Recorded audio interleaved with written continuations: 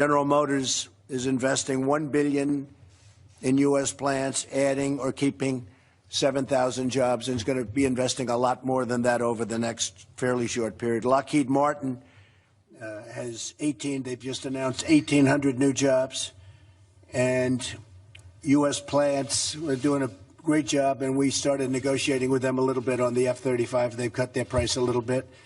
Thank you very much. She's tough, but it worked out well, I think, for everybody. And I think I have to say this, Marilyn, you've gotten a lot of credit because what you did was the right thing, so we appreciate it. You cut a price over $700 million, right? By over $700 million. Do you think Hillary would have asked for $700 million? Oh, boy. I hope you, I assume you wanted her to win. But you know what? You're going to do great, and you're going to make more planes. It's going to work out the same or better. Walmart announced plans to create 10,000 jobs, and all of those jobs are going to be in the United States. Sprint SoftBank is putting in $50 billion because of our election in the United States over the next 4 years to create 50,000 jobs. They've been terrific, by the way. And we have many others. Many of you are in the room, and you know exactly what I'm talking about. We have many, many other companies, and we're very happy. Today we have 24 CEOs from the largest manufacturing companies in the country and even in the world. They represent, people just in this room, nearly $1 trillion of sales and 2 million employees, large majorities of which are in the United States.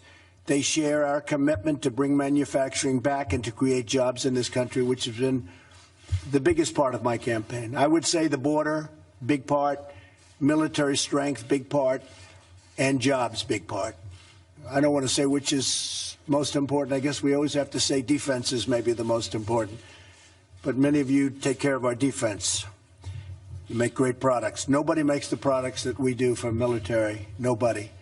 And in fact, a couple of countries who were not allowed to buy from us, I gave them, hello, Jeff, I gave them authorization. You can only buy from us. I want them to buy from us. They were getting planes from other countries because and they're allies, but they're going to be buying from us from now on.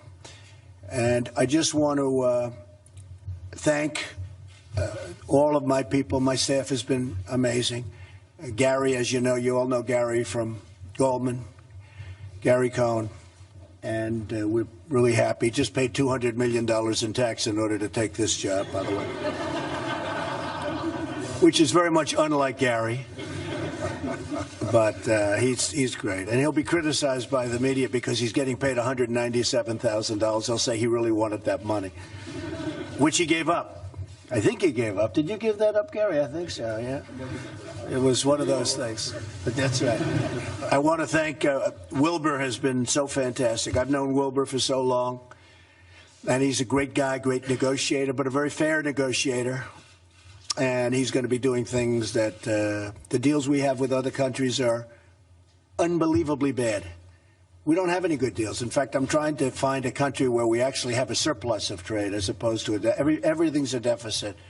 With Mexico, we have $70 billion in deficits, trade deficits. And it's unsustainable. We're not going to let it happen. Can't let it happen. We're going to have a good relationship with Mexico, I hope. And if we don't, we don't. But we can't let that happen. $70 billion in trade deficits. And that doesn't include the drugs that pour across the border, like water.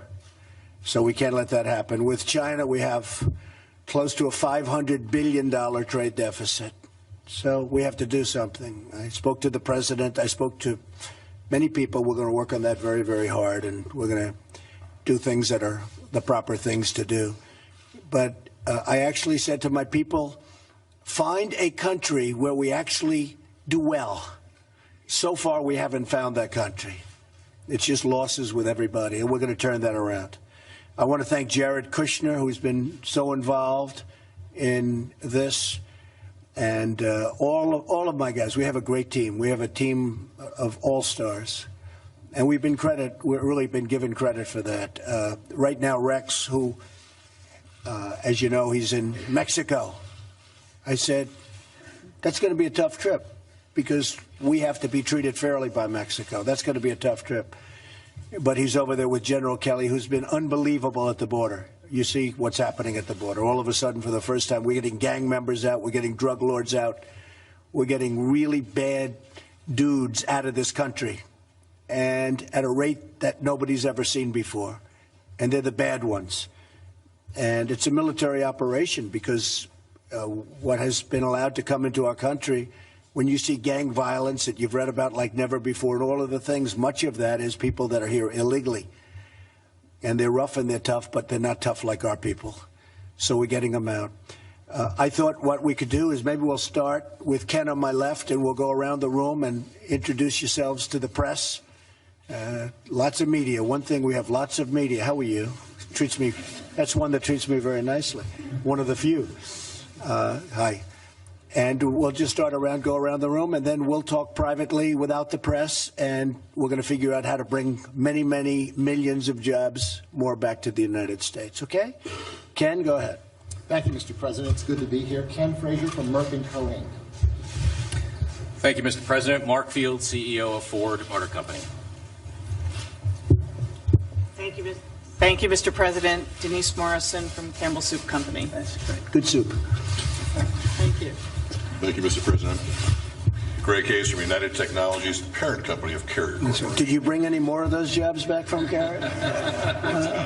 But one thing he did, you know, I said, you were given so much credit for that, and I heard 2 days ago that you're selling far more Carrier air conditioners than you thought, just as a patriotic move. People are buying Carrier because of what you did, bringing the jobs back to Indiana. That's exactly right. Right? Great So success. I said that. I thought that was going to happen. Good. Thank you. Thank you, Mr. President. Lee Steislinger with Altec, Inc. Thank you, Mr. President. Alex Gorski with Johnson & Johnson. Thank you, Mr. President. David Farr with Emerson, St. Louis. I'm Doug Oberhelman, Executive Chairman of Caterpillar. We have plenty of D10s. I love those D10s. I even like the D12. Are they still doing the D12? We're doing a D11, and we have some of those around as well. Because the D12 I'm waiting for, you know. That's going to be bigger than anything ever in history, right? It But would no, be. you do. There's nothing like what you do. The Caterpillars are the best.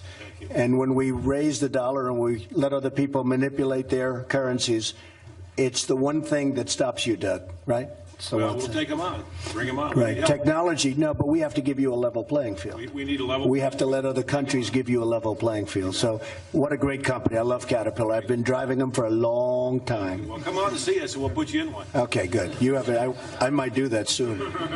Go ahead. Jim Kamsiskas, Dana Incorporated. Thank you. Mario Longhi with U.S. Steel, Mr. President. Thank you for the opportunity. And you're going to be doing pipelines now. You know that, We right? have We been- put you heavy into the pipeline business because we approved, as you know, the Keystone Pipeline and Dakota, but they have to buy, meaning steel. So I'll say U.S. steel, but steel made in this country and pipelines made in this country. 100%, So Mr. President. the pipe is coming from. And by the way, when you come drive trucks come up to Minnesota in our mines, you're going to see Good. them running up there. I'll do it. I'll be out there. Mr. President, thank you. Jeff Pettig, Whirlpool Corporation. Yep. Good. Thank you, Mr. President. Marilyn Houston, Lockheed Martin Corporation. I just want to thank you for this opportunity that we've spent this morning in the working groups and the opportunity to talk to you today about generating jobs. We're very excited about the fact that this is one of the first actions that you want to take on. So thank you Good. very Well, much. thank you, and thank you for what we did. Lot 10, we call it. Lot 10, 90 planes.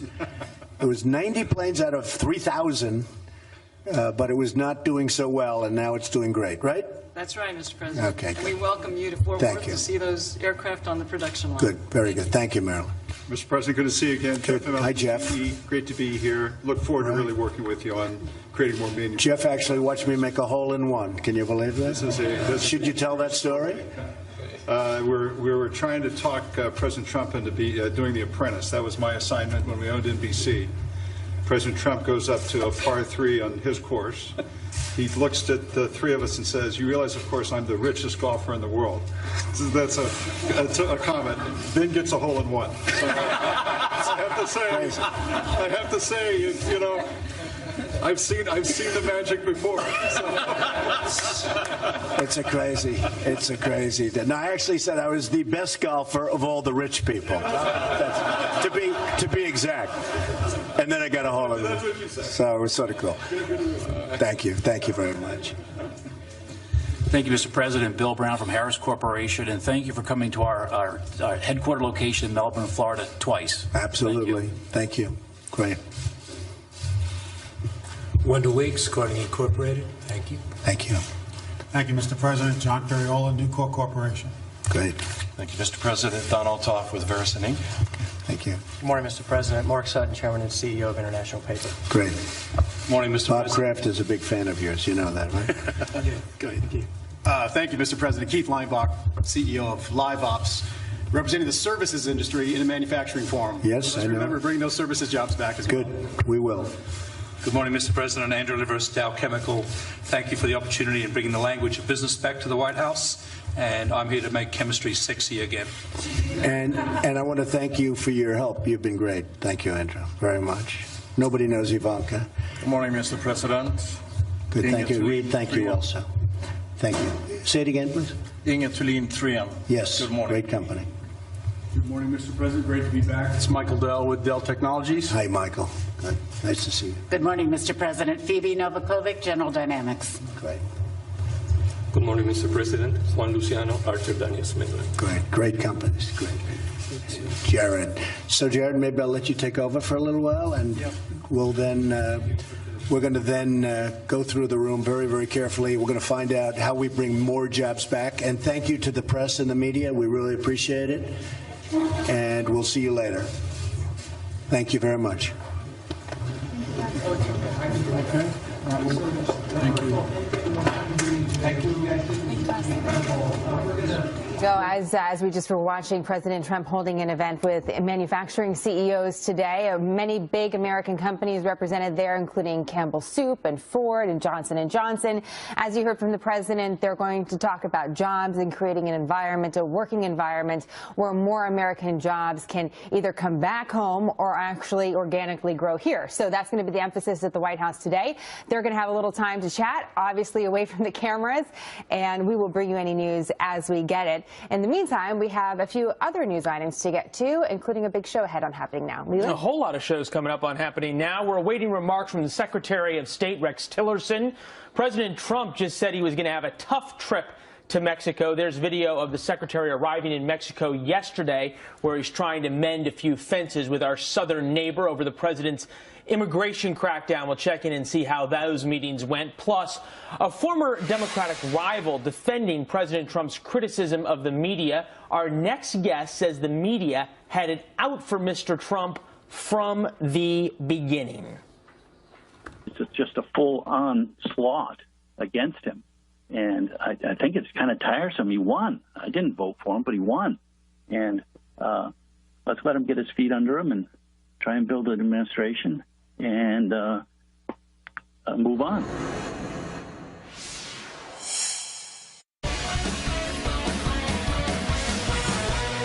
I also want to speak to you without the filter of the fake news. The dishonest media, which has published one false story after another, with no sources, even though they pretend they have them, they make them up in many cases. They've become a big part of the problem. They are part of the corrupt system. When the media lies to people, I will never, ever let them get away with it. I will do whatever I can that they don't get away with it. Well, that was President Trump last weekend blasting what he calls unfair treatment by the mainstream media, and at least one Democrat seems to agree with him. Former Rhode Island Governor and Senator Lincoln Chafee calling the full onslaught against Trump tiresome. As you may know, Governor Chafee served as a Republican senator before being elected as the state's independent governor and then switching to the Democratic Party in his run for president, also as mid-governorship, if you will. He joins us now live from Rhode Island. Governor, it's nice to have you on the program. Thank you, Jenna. Why did you choose those words, tiresome? Why did you feel that way? Well, it's a 4-year term, and we are the greatest country in the world because of our Constitution. And by the Constitution, Donald Trump is our president. And for those that are not happy about that, I didn't vote for him, and I disagree with 99.9% of his policies, but he's the president. He won the Electoral College. And our system of government will work. The branches of power, the legislature will check him, their checks and balances. So let's let him govern, is the way I feel about it. And what's been the reaction to those comments? I think others feel the same way, that it's you turn on the TV and it's just over the top criticism. And I think a lot of Americans do want to move on. Yeah, we certainly hear that on our program quite a bit. I'm curious, just on your personal experience, because you've been able to fill so many different leadership roles, and at times a member of different political parties. Based on what you've experienced, did you experience a double standard when you were a Republican versus a Democrat versus an independent in the way that the media covered you? Well, I was always a liberal Republican when I was a Republican, and I've always stood for the same things. I've never changed on my positions. I've always been socially liberal and very fiscally conservative. That's never changed. I've been a councilman and a mayor, as you said, a United States senator, and a governor. And I don't think there are too many out of 250 million Americans, maybe 10, that have been a U.S. senator, governor, and a mayor. And so that's all three, learning all three levels, the federal level, the local level, the state level, and how they work, because I've done it.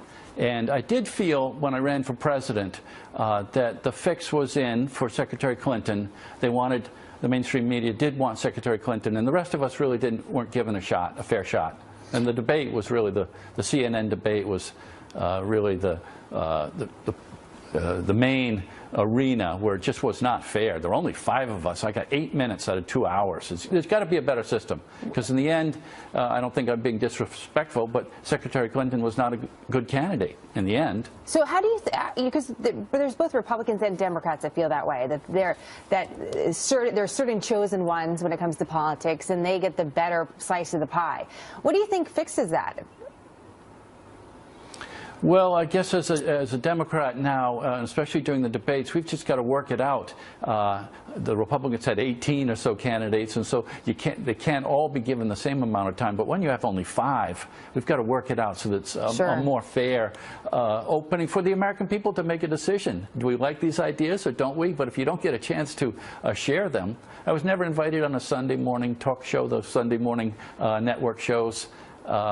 And as I said, there's not too many Americans that have been a U.S. senator, governor, and a mayor. So I'm curious about that. What advice would you give President Trump? Just based on, I know you disagree with him as far as policy, but he is new to D.C., and that's a great thing, according to a lot of his supporters. But is there any piece of advice that you'd shared with him on how he can lead in that city and lead effectively? Well, Jen, I think he's similar from my experience. Jimmy Carter came in as an outsider, came as governor of Georgia, and it's just difficult to come into the Beltway, into the Capitol. There's just so much institution there as an outsider, and it's just going to take time. And I think Jimmy Carter had a rough start. But now looked back on as a good president, and I guess he had his troubles. But it's going to take time to learn how inside the Beltway works. And as you said, just give him a little time. We'll give him a little time, and we'll have you back as well. Governor Chafee, thank you so much for your time today. Thanks, Jenna.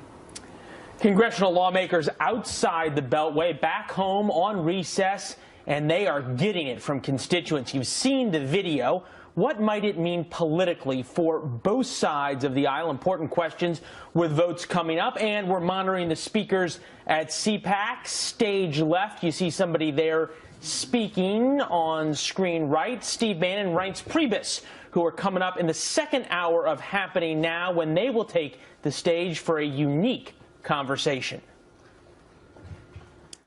Well, Press Secretary Sean Spicer called those angry crowds professionals, in part, who may not represent the opinions of voters in those particular districts.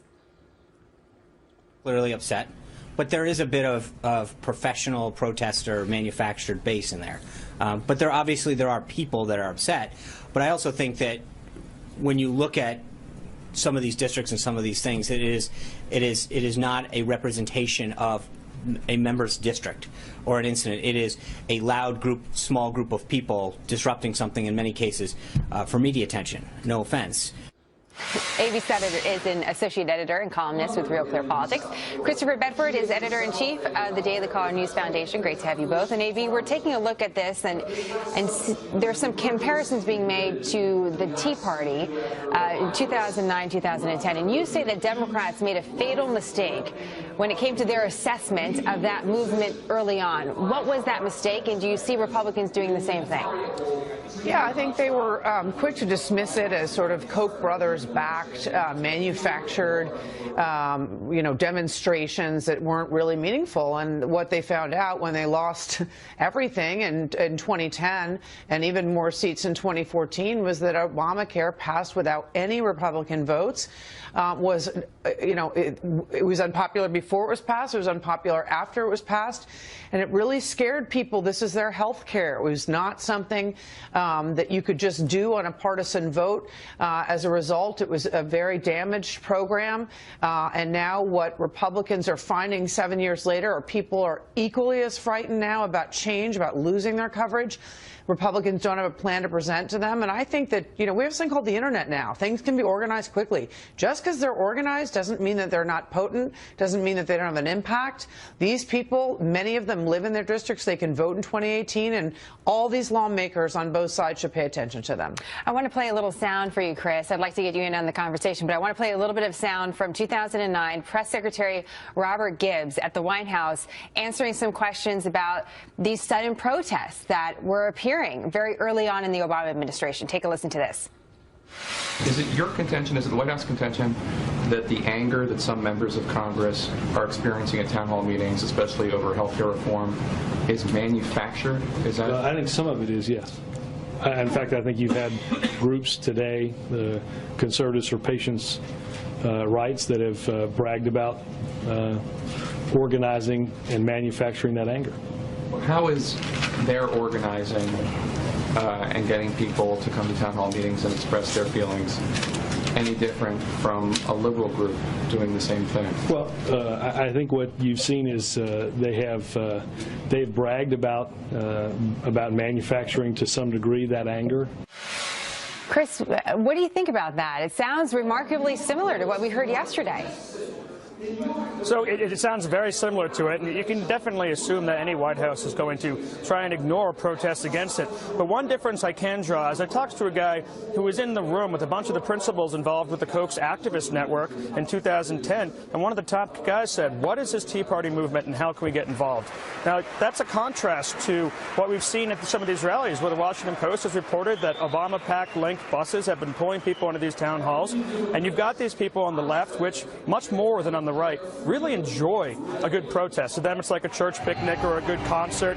And I tell these congressmen and these senators who may be kind of worried about these protests coming, they are voters. But the folks sitting around behind me right now at CPAC, these are a lot of the Tea Party people. And if Republicans get weak in the knees and don't execute on repealing Obamacare, one of their #1 promises, the protests they're going to face are going to be twice as bad. That's very interesting. AB, what do you think is the end result of these protests that we're seeing and covering? How do you think it is impacting the conversation and the choices made by lawmakers? Well, I think, they had planned, we all remember, to repeal Obamacare on day one of President Trump's administration. They, I think, wisely decided to delay that because they knew ultimately that they wouldn't be able to come up with a repair or replace package right away. Now they want to do that simultaneously. That's probably the best course. But as they take their time, the program's getting weaker. It's getting more expensive. It's getting the people in it are sicker, and they have fewer choices. And so it's tempting insurance companies to leave. They're really under serious pressure here to come up with something. They had 7 years. These people in their home districts want answers. Like I said, this is health care. It's very personal. It's very charged issue, and they don't have answers for them. The best thing for them to do is come home after this week of getting yelled at and get down to work and come up with something as soon as they possibly can, so that they can at least go home and start talking about how they're not going to let the coverage lapse. They're not going to turn them out into the street. They're going to cover their illnesses, and that's going to be the best course politically. But they have to keep listening. We'll see what they come up with. Chris, a little short on time. My apologies. We appreciate it, and it's certainly something we're going to talk a lot more about. AB and Chris, thank you very much. Thanks. Great discussion. We are waiting for President Trump to sign a new executive order on the travel ban. What that means legally, next.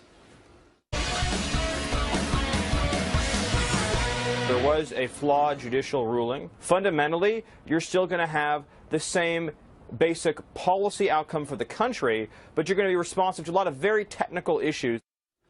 Stephen Miller there talking about how the White House is now expected to issue a new version of President Trump's travel order sometime next week. The administration says it's tweaking the previous executive order to address the legal technicalities, but according to some experts, that might not be enough for the courts. Let's bring in Elizabeth Wydra, president of the Constitutional Accountability Center, and Ilya Shapiro, senior fellow in constitutional studies at the Cato Institute and editor-in-chief of the Cato Supreme Court Review. Great to see both of you. Appreciate it. Great to be with you. Elizabeth, I'm just going to go out on a limb here and say that addressing technical differences is not quite enough for you. Yeah, definitely, Leland. You know, there is a much bigger problem, which is the Constitution. If, as Stephen Miller says, this is basically the same policy as the EO, the problem is that it, in practice, in design, in effect, targets Muslims. And that runs headlong into constitutional guarantees against preference of one religion over another, against discrimination on the basis of religion, and fundamental American values, not to mention some statutory problems, but I think really this big picture problem of line drawing based on religion, which Justice Kennedy in the Supreme Court has said is forbidden by the Establishment Clause, is a big problem. Ilya, and it strikes me, and I get this argument from the left that this has everything to do with religion, but there's some practicalities here. You think about the 7 countries that this travel ban deals with: Somalia, Libya, Syria, Yemen. All failed states. There is no way to know anything about anybody who's coming out of these countries because there's no security services inside the countries to deal with, to talk with. Iraq security services, another country, in a complete mess. Iran is a state sponsor of terrorism, have every reason to tell the United States, shall we say, misleading information about people they would want to slip in. Is this about, does that argument matter at all, or do we keep coming back to what Elizabeth is talking about when it comes to this is a religious litmus test? At this point, it's all about the political atmosphere. If this had been rolled out, as apparently it's going to be next week, with all of these fixes, they're not necessarily minor, by the way. I disagree with Stephen Miller. There are important things to tailor this order. If this had been done from the very beginning, I don't think we'd be where we are, because foreigners abroad don't have constitutional rights. Whether you're talking about religion or other categories, there's a lot of ways that the executive has discretion under the law, as long as they're acting truly in the national interest and not kind of arbitrarily. And so right now we're at a situation where courts have ruled in various ways, and judges are going to be less deferential than they would have been if we were writing on a clean slate. But from what I've seen about how they're going to tailor this to countries that have been identified in certain ways, and certainly pausing refugees, things like that, whatever the policy merits, and there maybe I have more agreements with Elizabeth, but on the law, this really shouldn't be a problem. So Elizabeth, if we're hearing that it shouldn't be a problem, we've heard it shouldn't be a problem from the White House as well, where do groups like you go with this? Do you try to cherry pick another venue like Seattle, like Boston, in trying to get a favorable ruling and then force this up to the Supreme Court? Or do you decide, hey, we're going to step back and see how this plays out for a couple of weeks? Well, I don't think you have to cherry pick a venue. I think any judge who looks at the Constitution will find that there's a problem here. We've had judges rule, whether it's on the Establishment Clause violation, the Due Process Clause violation, and those are not limited to simply green card holders. You can have people, U.S. citizens or lawful permanent residents here, to reunite with family members in those 7 countries who can raise these claims. And the Establishment Clause and the other provisions of the Constitution are limitations on government action themselves. That's really important here to remember. Well, so in a word, suffice it to say, you are going to be taking this new executive order on pretty much regardless of what it says in court. Well, no, I mean, obviously we want to see what it says, but it doesn't seem from what the administration has put forth that it's going to be very different in the fundamentals. Well, as President Trump tweeted, I'll see you in court. Sounds like we're going to be back at it again and have you both Happy to be there to talk about it. Thanks, guys. Thanks, Good to spend time with you. All the best. Jenna? Well, House Speaker Paul Ryan touring our border with Mexico by plane, boat, and horseback to see what agents are up against every day. And it all comes as tensions rise with our neighbor to the south and also some important meetings that are happening down there. We're also monitoring the speakers at CPAC. You can see now Senator Ted Cruz taking center stage. And the second hour of Happening Now today, White House Chief of Staff Reince Priebus and Chief Strategist Stephen Bannon will address the audience. We're going to have their comments live. We're also streaming the event live right now on FoxNews.com.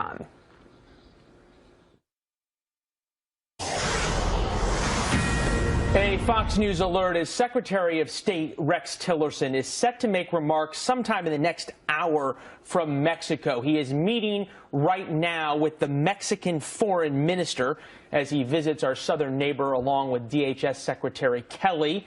This, of course, as tensions rise with the new guidelines on the crackdown on illegal immigration and the back and forth over who will play for the wall. Meanwhile, House Speaker Paul Ryan made his first trip to the border, touring the area where President Trump wants to build that wall to see firsthand the challenges facing border agents every day. Evidently, Speaker Ryan was also on a horse at one point during his visit. Joining us now, Jessica Tarlov, Democratic strategist and senior director at Bustle.com. Brad Blakeman, former deputy assistant to President George W. Bush. Great to have you both. Nice to see you. Hi, Leila. Pleasure. All right. So, Brad, we just heard from President Trump a little bit earlier this hour. He said that he told Rex Tillerson it was going to be a, quote, tough trip. You think? Of course. It's a negotiation between two parties who have vast differences on how to pay for something and whether it's needed. But one thing is for sure. We're going to secure our border. More than 100 years, we've had an unsecure border. We have a problem with illegal immigration and drugs and other things that are going to challenge our ability to keep our nation safe. And for the first time in a long time, we have a president who actually does what he says. So if this is going to be one of those really tough Trump negotiations where we're actually going to get the art of the deal. We're going to get a secure border. The question is whether or not there's going to be the cooperation that would be expected from a good neighbor. And Mexico, I think, is going to have to be a good neighbor. Well, he needs cooperation not only from the neighbor down south, but also from his neighbors in Capitol Hill, meaning the Democrats as well. Jessica, we heard same speech from President Trump to the manufacturing CEOs. He said that my campaign was built on a triad: jobs, military strength, and the border. Is the issue of the border, and for that matter, take the wall metaphorically to include immigration reform and a crackdown as well, is that a hill for Democrats to die on? I'm not sure. We're trying not to die every day, so hopefully that won't be the issue. I think it is an important cause for us, certainly, and this is actually across the aisle. Over 70% of Americans favor a pathway to citizenship. The wall is not overwhelmingly popular, and what's more, 80% of Americans think that we're going to end up footing the bill if we do go forward with this. If we're on statistics, Jessica, 80% of Americans, though, say they don't like sanctuary cities either. Oh, I agree with them. I think there's a lot of work to be done with the sanctuary cities, and I think that law enforcement should always cooperate with ICE. But I don't think that these ICE raids that we've seen that are really amped up since President Trump came into office are what America is all about or what Americans want. They don't want parents pulled off a soccer field waiting for their kids to finish their game. They want criminals to be deported. There's a very stark difference. Brad, put aside for a second the imagery of parents being pulled off soccer fields, which I don't think we have any evidence of yet. Perhaps if ordered, it might happen. But it does bring up the point. How careful do Republicans have to be here with the optics, if you will, with the perception that even if you're not pulling parents off soccer fields, but on the other hand, if somebody gets pulled over for traffic warrants and there's suddenly an ICE hold put on them, that this might not look so good or might appear as what Mr. Trump said it would not be?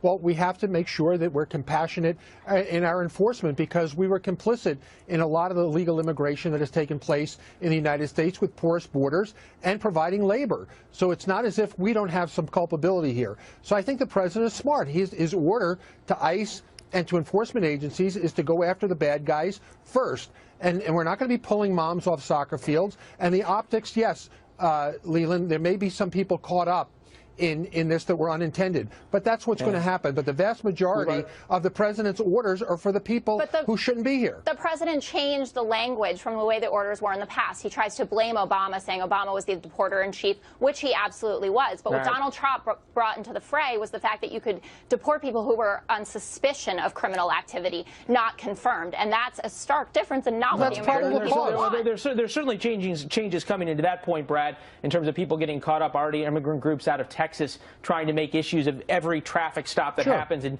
if there's an ICE hold put on folks. Jessica, Brad, great to see both of you. Thanks a lot. Thank you.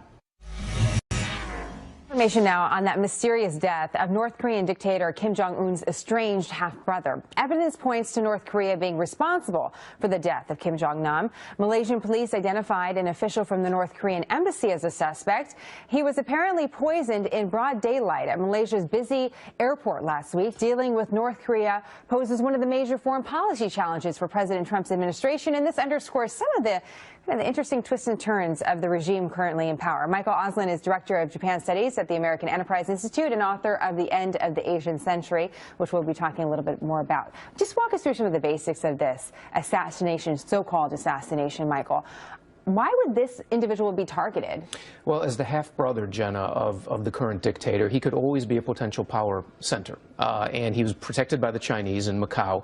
So the North Koreans were watching him. The second he left Macau, they were tracking him. They had a plan in place, and they took him out as soon as he was away from the Chinese. As someone that is steeped in these studies and in the politics of Asia, when you first saw the story, what did you think? What does it mean about the state of the North Korean regime right now? Well, that this is a regime that is really willing to do anything, anywhere. Now, they've done lots of assassination attempts in other countries, including South Korea. That reflects a certain disarray within the government in North Korea? That is a great question. Is he feeling now pressure? Is he thinking that there could be a coup? Or is he simply getting rid of anyone who could potentially one day be a threat? What it means is that this is the most ruthless leader of North Korea we've ever seen. So how do we deal with him? Because it's not just about this assassination, and I have to say reported because it's still a theory at this time. Right.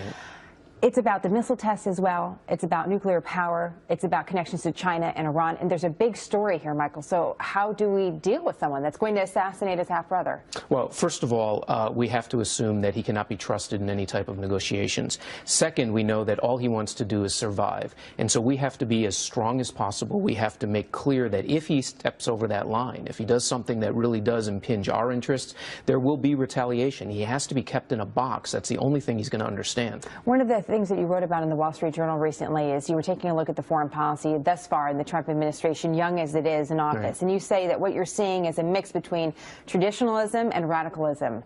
What did you mean by that, and how does it relate to North Korea? Well, very simply, I think if you looked at President Trump on the campaign trail, we thought he'd be pulling out of alliances, that he'd be going to war with China, that we would be in a world of trouble right now.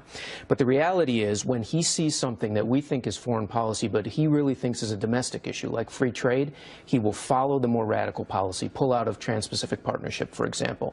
On the other hand, on things that really are purely foreign policy, upholding our alliances, upholding the one China policy, upholding NATO, he's, for right now, pursuing a very status quo policy. He's not rocking the boat. I think it's because their focus is at home, and right now they're willing to let the foreign policies continue. You know, I was reflecting on this story, the assassination attempt, that obviously was successful, I should mention.